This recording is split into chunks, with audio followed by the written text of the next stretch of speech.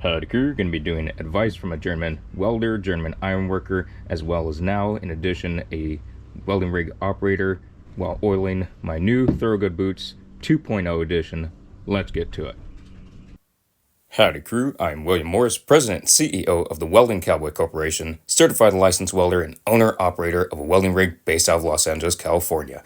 On here I'll be going over welding knowledge, what it's like to own and operate a welding rig, welding blueprints, welding math, welding equipment, and so much more. Welcome to the channel. I'm William Morris, the Welding Cowboy. So this is a 2.0 of one of the more popular vlogs on this channel. As y'all saw, I oiled my other pair of Thorogood boots, and this is the pair that I bought a little while ago. I'm now getting around to oiling it. I'm gonna go into what I'm doing to oil new pair of boots, get them ready to be worn, as well as different stuff that I would like to add to some of the prior vlogs, especially the vlog that this is the 2.0 of. So first and foremost, getting into oiling the boots.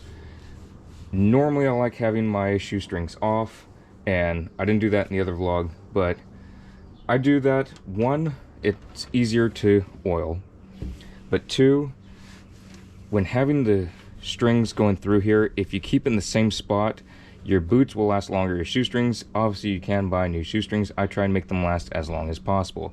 You keep them in the same spot, just as an example, keep it right here, and you keep getting spatter, all kinds of stuff hitting this area, it's going to wear thin.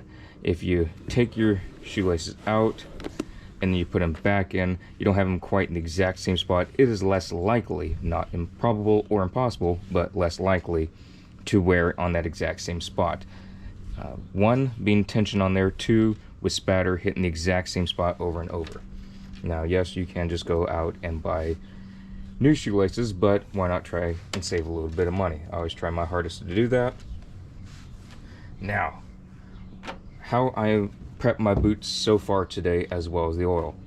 I've had my boots sitting in the sunshine getting warm.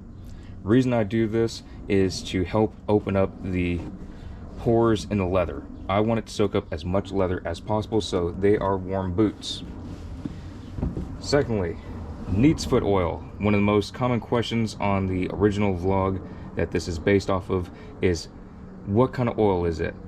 If I slurred the words or said a little bit fast, it is neat's foot oil. N-E-A-T-S-F-O-O-T oil. Neat's foot oil. So neat, plural, neat's foot oil. I do not have the wrapper on here because I've used this so much.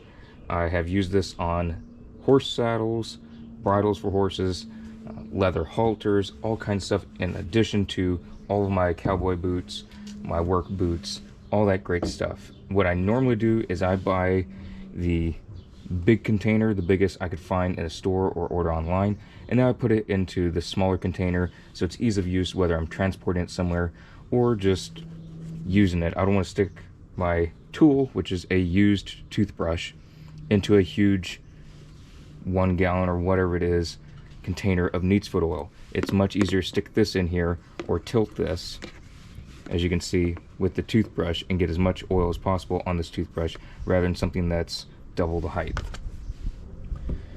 Using the toothbrush, I really like it. It is still somewhat stiff, but not super duper stiff.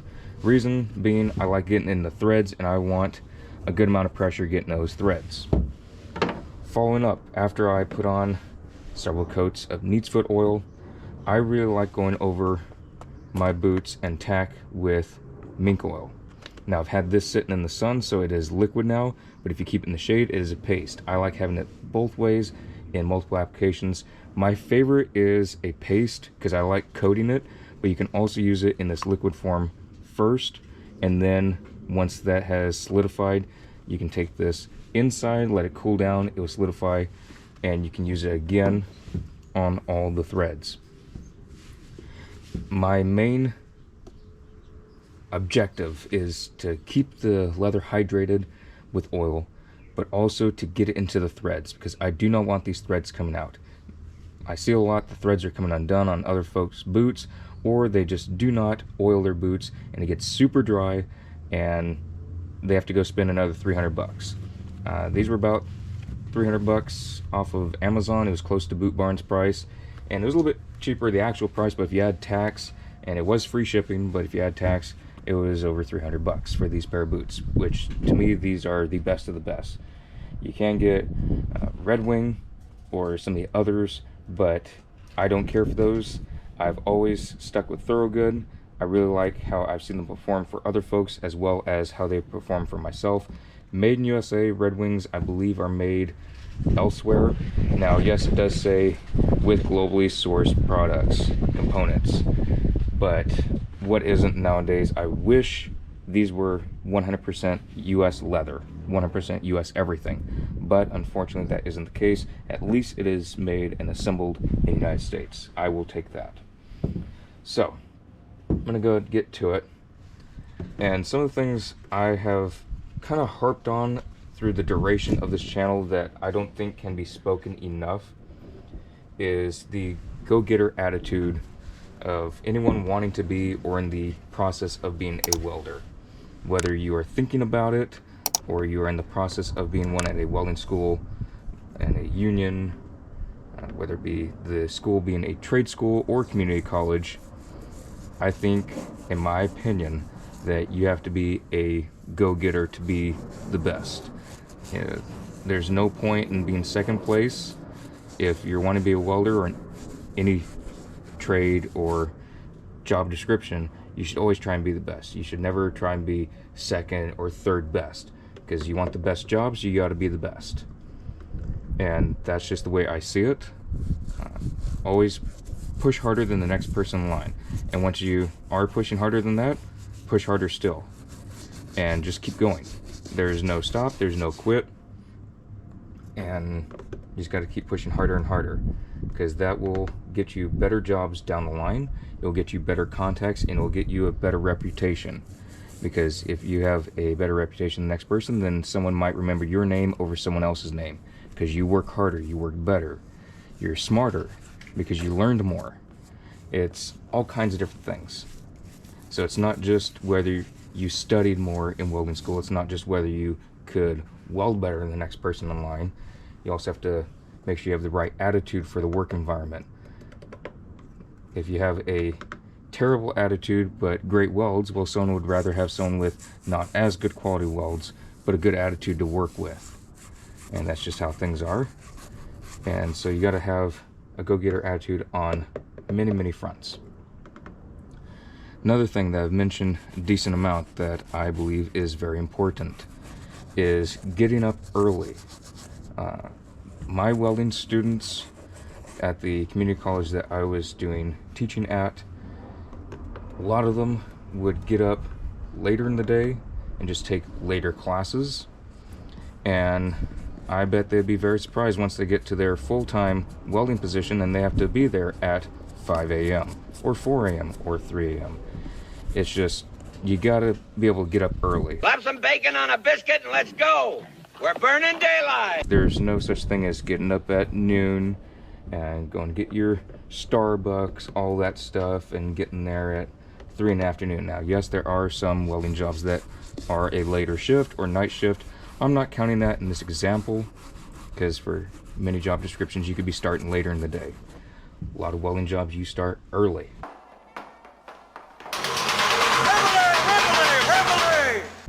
And if you do not want to do that, then maybe welding is not the field for you. Maybe be an electrician. So, that's all in good fun. Us welders and electricians go back and forth on that. But yeah, you got to be able to get up early. You got to be able to do it daily. I heard multiple times in welding school, whether I was in that welding school or when I was teaching at a welding school, someone bragging, oh, I got up at 5 a.m. and they're super proud of themselves because they did it one day. Well, try doing that every day. How do you feel after that? Do you feel tired? And then working. How are you in the work environment? Do you have to take a bunch of breaks because you got to go take a nap? Or can you keep going because you got to keep pushing hard? It's all the go-getter mentality. You got to do it on all fronts. Now also, when you're in the field, you got to show respect to who is in authority there. Now, obviously, if you have a stupid foreman or a stupid journeyman just because they are a prick, then that doesn't count. But when someone is teaching you something and you ain't listening, the job don't flow very well. You gotta listen, you gotta learn. Sometimes an apprentice can be there all day, not say a single word, and just learn an exorbitant amount of information. They don't have to be talk, asking 1,000 questions that they should already know the answer to. Now, yes, if you don't remember something, ask that question multiple times. Make sure you get it correct, make sure you are safe, and that you know the proper answer. But if you're just not listening, repeating the same answer gets old. Going into the aspect of being a journeyman, you gotta remember how it was as a punk. You gotta remember how it was as an apprentice and what it was like not knowing information. Some journeymen, which it is very common, they will not teach their apprentices and everything. They just want to be left alone, and they don't remember what it was like not knowing anything about the trade. Nobody is born knowing anything about welding. Okay, so you may have learned a bunch of stuff on your own before you ever got into the trade, but some folks, such as myself, didn't know a single thing about welding before getting into the trade. And you gotta make sure that you pass on the knowledge, pass on tips and tricks, and just help out the younger guys, help out the ones that don't know the information, because that is how the trade survives. It's not just all out of textbooks. That's not how things work. You gotta have tips and tricks, things that may or may not be approved by textbooks, but they work and they are in fact safe. So what I'm doing is, again, emphasizing on the threads. That is my main point, and then I go from there, and I will also redo this process multiple times before doing mink oil. And in case y'all didn't get it earlier, neat's foot oil, Neatsfoot oil, neat's foot oil.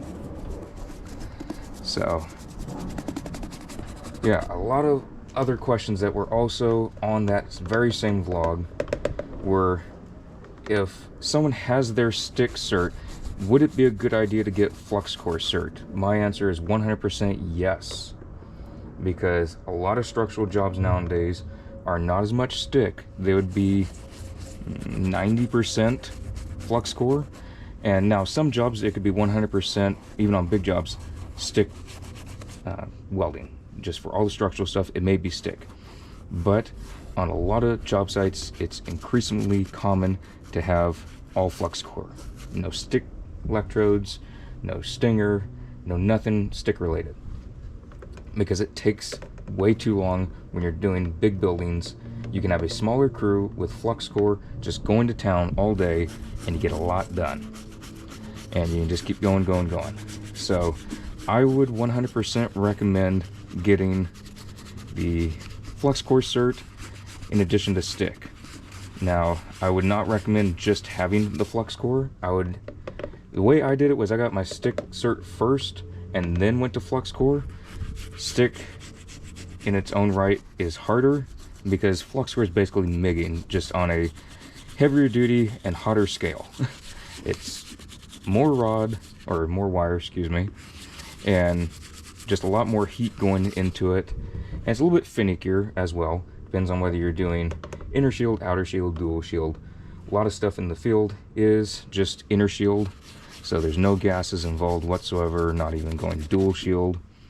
So I would definitely 100% recommend to anyone that is wanting to get in the structural field to get both their stick and their flux core certs. I just view both as equally important. There's some job sites that require one, some job sites require both, and it's just some I view as mandatory to have the best possible chance of being hired over someone else. Because again, if you have one cert and someone else has two, they're going to go with the person that has two just in case they need it. There isn't really too much that I've seen pay difference wise for certs. Some unions do pay if you have an extra cert, same thing with some companies, but it is becoming rarer that I have seen, at least here in Southern California, specifically Los Angeles. If you have your stick and flux core, it is more normalized to where if you don't have it, you don't have what most people have, that I have seen anyways. That is my own personal take on it, my own personal experience. So that is why I would recommend it, because it will definitely, if not keep you on an equal plane with all the other folks going for a particular job, it may have you as a higher seed for getting that job. And as anyone trying to get a job, you want to have a better chance of getting a job over anyone else. Then, any other certs? I don't really know of other certs necessarily that would be equally important. I know some folks have their light gauge, but I've never gotten my light gauge. I've never had a need for getting a light gauge. I don't want to be paying for extra tests that I would not have a need for. I used to do aluminum certs. I stopped doing that because you got to keep doing it over and over, and I never had the jobs to really go further into that. So that is why I do not do any sort of aluminum or stainless steel certs. There are some folks that have titanium certs, but it is very rarely ever used. It's more or less ornamental titanium. It's not anything structural that is used for, and it's so rare I don't see any point in it, but that is my own personal opinion on that. Going into other things, if you want to count forklift as a cert, yes, definitely get a forklift license, cert, whatever it's called. Just get your forklift certification. It's not a welding certification, but it will be very handy if you have that and a company doesn't have to train you in it, whereas someone else, they may have to train to do that.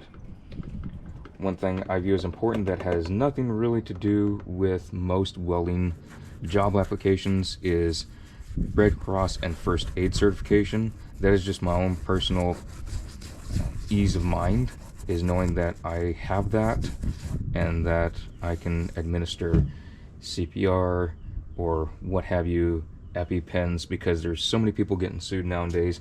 If someone's having an allergic shock of some sort and you stick the EpiPen in them, they sue you because you don't have your Red Cross cert, and that is a main thing that they point out in Red Cross classes. So if you want to count that as a cert, which in definition of welding certs it's not, but that is just something I view as important, and I actually need to renew mine. So I have to go take one of those classes again to renew my Red Cross certification for first aid and CPR. I don't go into deeper detail on that. Just the first aid and CPR is fine. That way, if you're on a job site and someone has a heart attack, or in case of electrical shock, they have heart failure, any of that stuff, then you can just go to town with your training. So that is, again, personal opinion there. For other licenses, I don't have any because I haven't had the need for them. I haven't seen the application for them being used too much, so therefore I don't really get them. I do have my TWIC card because I've needed that multiple times in the past, whether it be working in an airport or the ports. So that is why I have that. And if you're working any of that, you can also have it to where you can get your TSA pre-check on there. So if you're flying somewhere, you have your TWIC card, you can have your TSA pre-check, so that way you skip the long lines and you go in the shorter lines. Just a little fun fact there. Getting back into apprentices and punks and what they should be learning, as much as possible. There should be no point to where you're at, oh, I've learned enough, I don't need to learn anymore, I'm just going to cruise on tests, midterms, finals, it will all be sufficient. No, always learn as much as you can, whether it be from your instructors, other journeymen, and there are things that you can learn from other classmates as well, but you do your due diligence. A lot of classmates from when I was in welding school as a student or when I was an instructor, there are a lot of students that, air quotes, know a lot, but they don't know diddle in reality. They may have experienced something or seen something, that doesn't mean they know it, or that they know it properly, or are certified in it, or anything like that. There's a lot of boasting going on, just like many trade classes. It's not exclusive to welding, just many trade classes, so be careful of that. My own personal take on welding classes, or any classes in general, whether you're in trade school, college, or you're doing classes at a union, there's, in my opinion, no point in making friends. Go there, learn. Don't be chitting-chatting through class. Don't be through welding time chitting-chatting with everyone. Okay, you can learn some stuff through that, but my main thing going to welding school was to learn welding. And as an instructor, I hated it when students would be coming up to me, I don't understand this, I couldn't get this, I don't know why this weld's not going well for me, or it's just not clicking. And they've been out taking a 2-hour smoke break in a 3-hour lab class. So that is why I always say there's no need to talk to anyone. Obviously, if you need help lifting something, go for it. By all means, stay safe. Or if you're asking someone else's opinion, hey, do you remember this during the lecture? Was this said, that said, to help you out? That's different. But way too many folks, in my opinion, chit-chat. You're there to learn. You're paying to learn. And when I was going to welding school, I paid to learn. I didn't do that financial aid stuff. I worked and paid for it. And you gotta use as much time as possible in class to learn stuff, because once you're done, nobody's gonna be holding your hand still teaching this stuff that you didn't learn because you were too busy chitty-chatting. So I know some people have commented they've found best friends on job sites, they found best friends at welding school. That's all fine and dandy, but there's way too much talking on job sites. There's just so much going on that, in my opinion, just go to work, do your job, go home.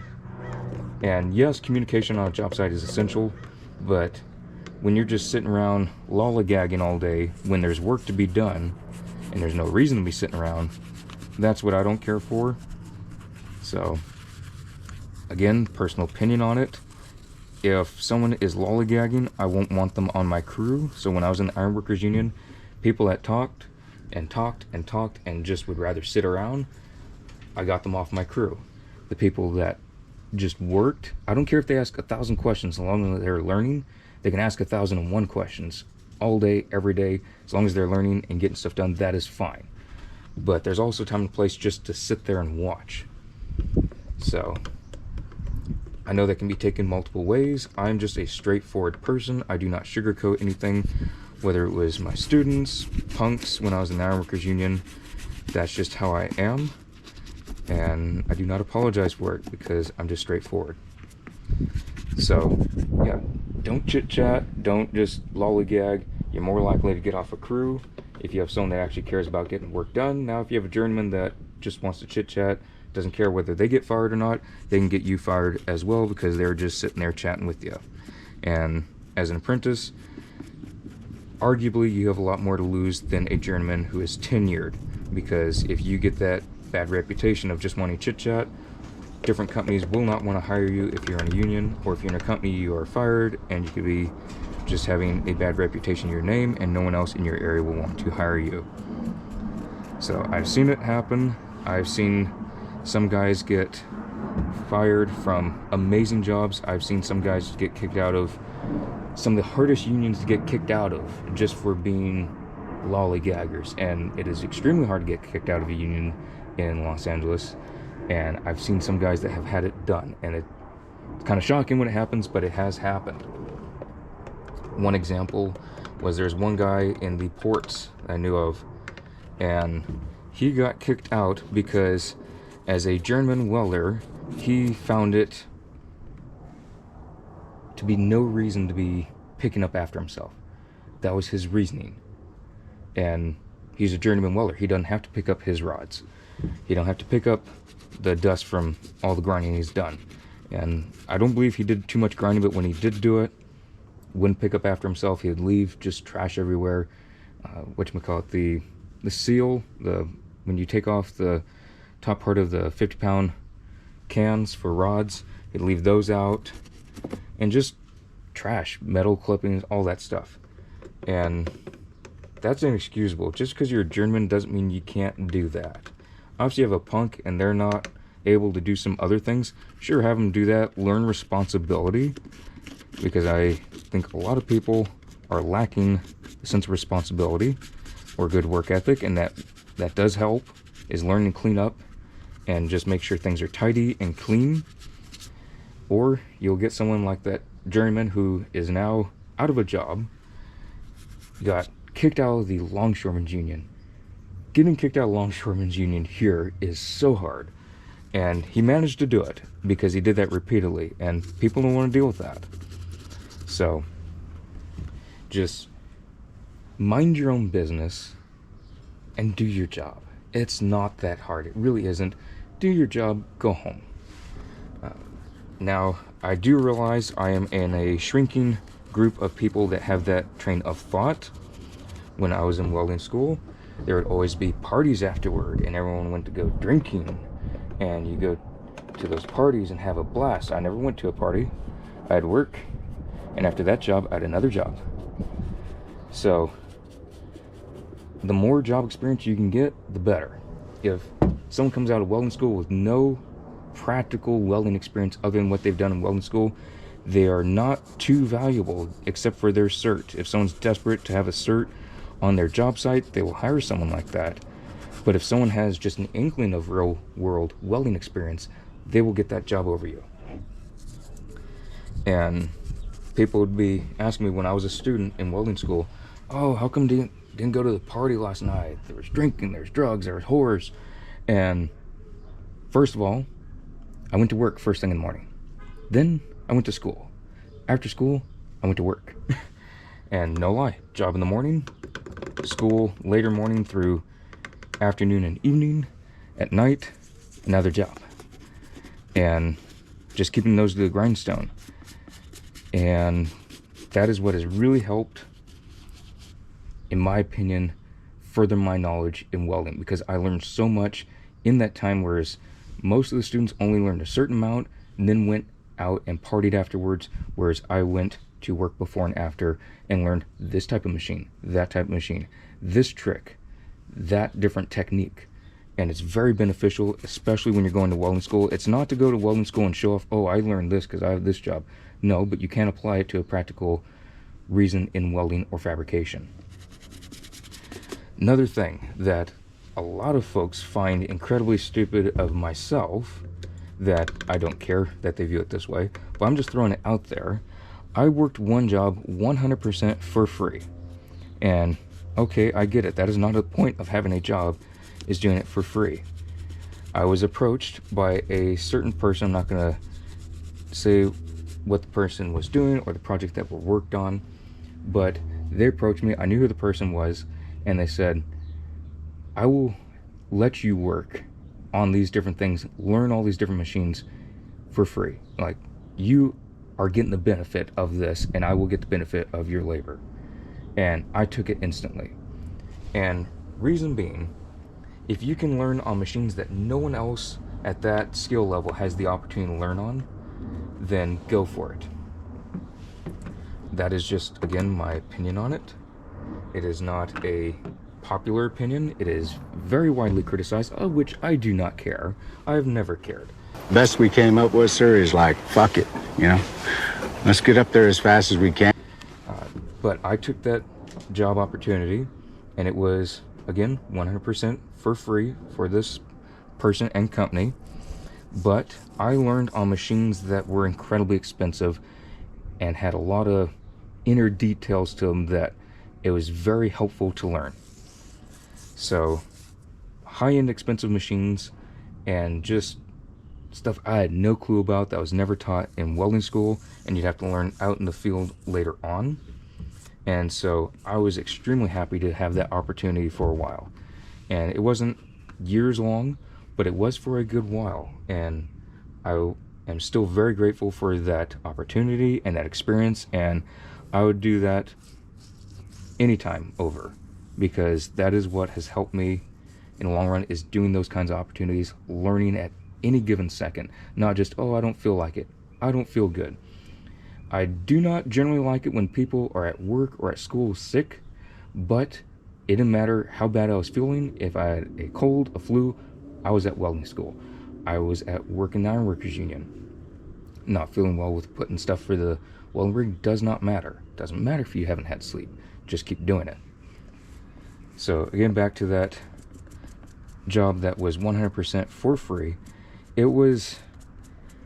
It can be both ways. I don't know who got the better end of it. I in my opinion, believe I got the better end of that deal. You could say, well, that person got you to work for free. You really got suckered out. I don't believe so, because what I learned was so valuable. I would have even paid to learn all that stuff, just like paying to go into welding school. That is my viewpoint of that particular job. Now, there are a lot of jobs that if you do it for free, I get it. It may not be the smartest, but for that particular job, with the people I learned from, the machines I learned on, just very, very expensive machines, to where you'd assume a machine only cost, I don't know, $50,000, and you're working on a $500,000 machine, and it just has all this stuff on there that you can learn, all this technology that you can learn that is very high end in the industry. And I'm not even talking earth movers. I know those things are very expensive. I'm talking fabrication equipment, to where you're using top of the line fabrication equipment at top of the line shop, best of the best. I took the opportunity for free, and I got to work on all kinds of really cool projects, learned all kinds of interesting methods. And the reason I put it as interesting methods, because it's not just cut and dry, oh, because it's this, do this, or do that. It's learning something that's kind of out of the box, but works extremely well. Obviously, it's all safe. OSHA approved that stuff. But you learn from guys that have been doing it for 30, 40 years. Some of them even going on 50 years. And they just enjoy it so much they keep doing it. And just learning that way. So it's to each his own on that, whether you think that is a good idea or not, but it also depends on the application of it. It's not like going to a grocery store and stocking shelves for free because it's great experience. Again, if for someone it is, then go for it. I'm not saying otherwise. But for the shop I learned in, it was 100%, I believe I got the best end of that deal. So learn as much as you can. It don't matter what the price is on that, even if you're getting paid. There are plenty of shops, even some sweatshops, if you do it at just minimum wage. Don't be, oh, I'm in welding school, I deserve $40 an hour.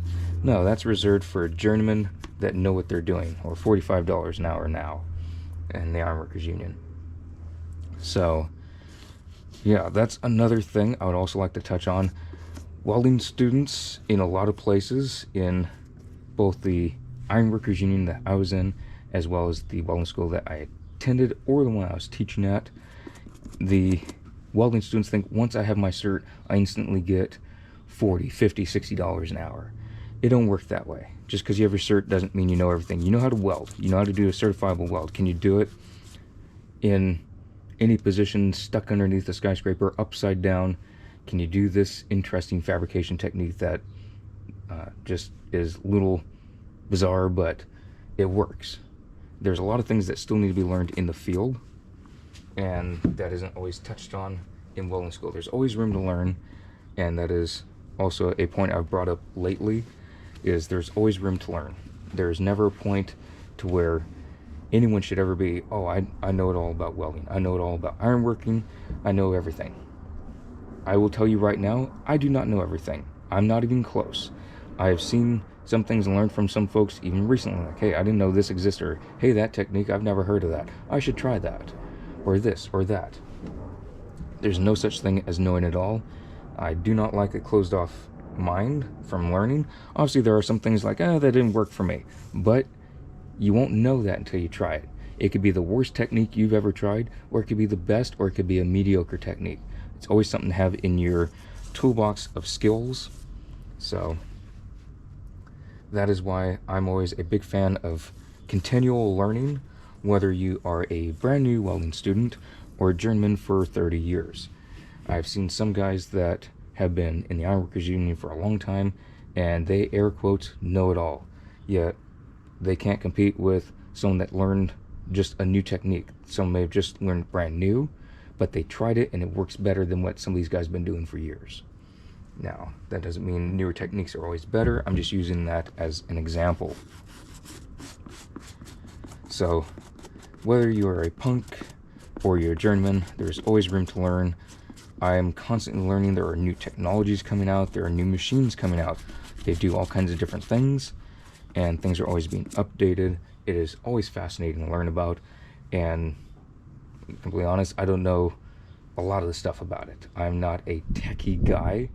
I've learned a lot through welding about technology of the machines, whether it be welding machines or other fabrication machines. Very expensive presses, just highly automated machines such as milling machines. I don't really do machining anymore. I didn't really care for it. That just wasn't my thing. Plasma machines, very amazing stuff. It's really cool to learn about that stuff. So yeah, always room to learn. And I know I've harped on this, and it's just something that's always going to be there, because there's always going to be folks that aren't willing to learn, and that will be a hindrance to them. I guarantee it, whether it be for pay grade, a job, a lifelong career opportunity, or just their own personal hindrance. It is a little bit later in the day now, and another coat has been put on here, but I'm going to do the final bit of mink oil. So as y'all can see, it is a bit of a paste. It has cooled off some, so y'all can see it is a paste that I can just kind of dig out. Sometimes I spread it on the edges to thin it out some, get a somewhat more of an even coat on my finger, and then I will go to town on any particular spot. I like having a lot of extra. I know I've mentioned a lot on the seams, edges, all that stuff. Obviously you want it everywhere. I do like having extra on the toe of the boot as well. So that is kind of my final spot to hone in on once I've covered everything else. It's just to have extra here because of kicking things, pushing on things, bumping into things. It's just gonna need a little extra on the toe, and I work on the front of it and work back. And the amount I do isn't always necessarily the entire toe piece. It would be as if it were a steel toe boot where that line would pretty much be. That's where I work back to. That's just my own personal preference, what I've done and what I have working for me. So just got a nice good coat on there again.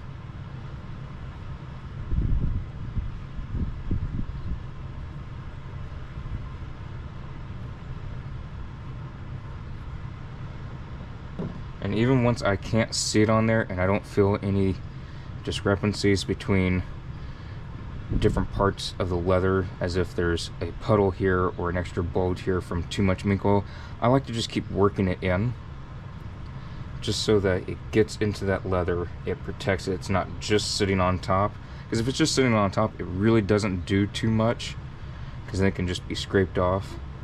But I like to work it in there, just so it has extra protection, holding all that other oil in, just so it can soak in later. So you can see there's a little bit extra on there. Do the left boot now.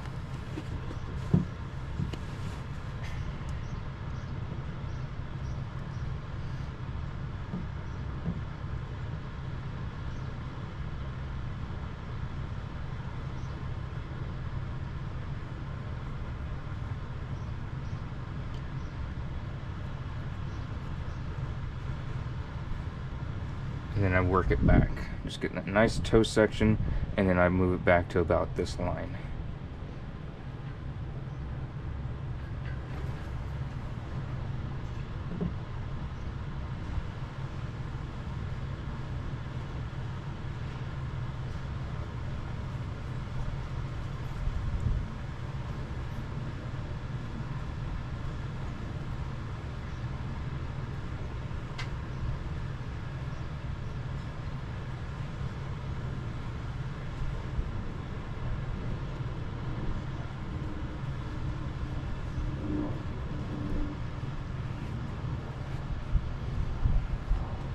So these boots will definitely be ready to be worn tomorrow. Everything's going to be great on them. Excited to wear them. Break them in. Even though these really don't have a break-in time, I just give it a little extra just in case for some reason my foot needs to adjust to it, or it needs to adjust to my foot. I don't ever just wear a pair of new boots straight out of the box on a job site. These, I believe, can be a lot more likely done that way than Red Wings or any other boot. but it's not something I want to just take for granted. As much as I love these boots, I know I've mentioned them a lot throughout the vlogs and praise them, I never just want to do that in case I get that one pair of boots that just needs to be broken in for a day or two with several hours at a time, and then do a 12 or 14 hour shift in them. So that's just personal preference why I like to break them in, even with boots that, air quotes, don't need a break-in in time, such as these. I'd rather be safe than sorry. That's just my own, again, personal opinion on what should be done, so that's why I do it that way. And just get that stuff right in that crease. There we go. So I'm just going to go a little bit more on the threads.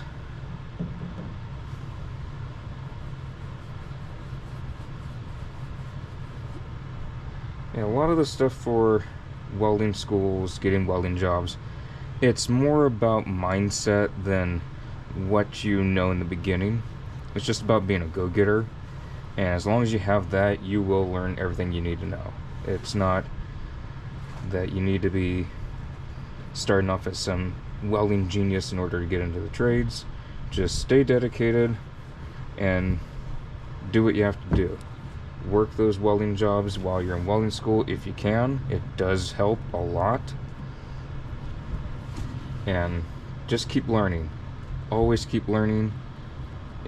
To me, I always enjoy it because it's something new. It's not something that the answer's already answered and there's nothing new to do ever in a career. There's always something new to learn, new processes, doing things, new techniques, new machines, new tools, and who don't like new tools? At least I really enjoy them.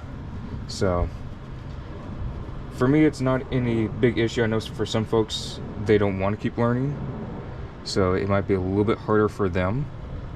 But for the folks that enjoy continuous learning, staying active, both physically and mentally, it is very easy to do because it's always going to be there for you. It's not something you have to go out and chase. There's always going to be new things happening in the welding industry, new things that you can do. So it should be pretty enjoyable for those y'all that are like that, which is a great thing. And I'm just going to do some final touches on the rest of this. Otherwise, it's looking really good. But I'll go put the laces in just so y'all can see. I know I demonstrated this earlier, but I'm going to do it so y'all can actually see the laces going in.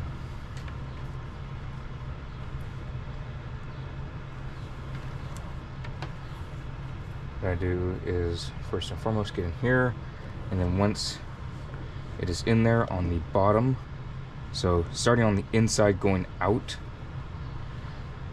I take these, have them basically right up against each other, and just pull up, there we go, and then I go over the outside and through the inside. So over the outside, through the inside. And this is personal preference. The way I'm doing it isn't the only way to do it. If y'all like doing a different method, you like doing it to where it starts over, y'all can do whatever you want. This is just the way I prefer to do it, what works for me, and what I've found less issues with, both in having to change laces, because I used to do that quite a bit the other way, as well as getting caught on things.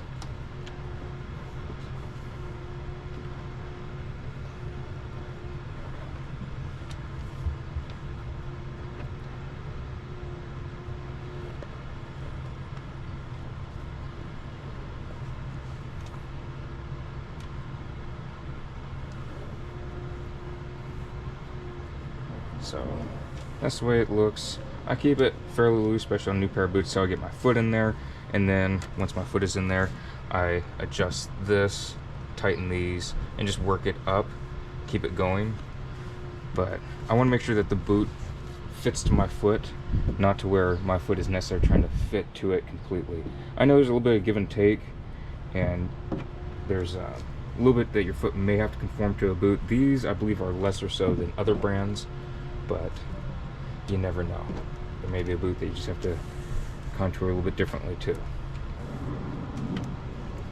Alrighty, so just gonna go ahead and put it on in there. Again, gonna make it to where they're both the same length.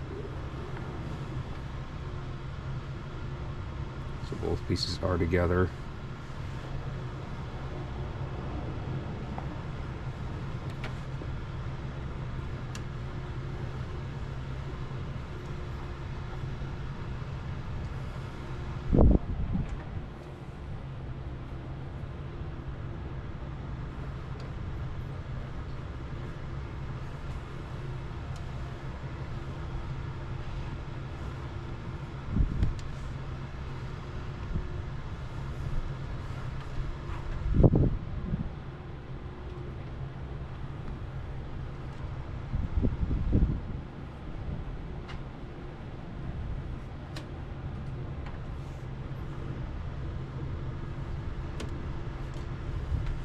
And it does get a little slick with all the oil, but it is manageable.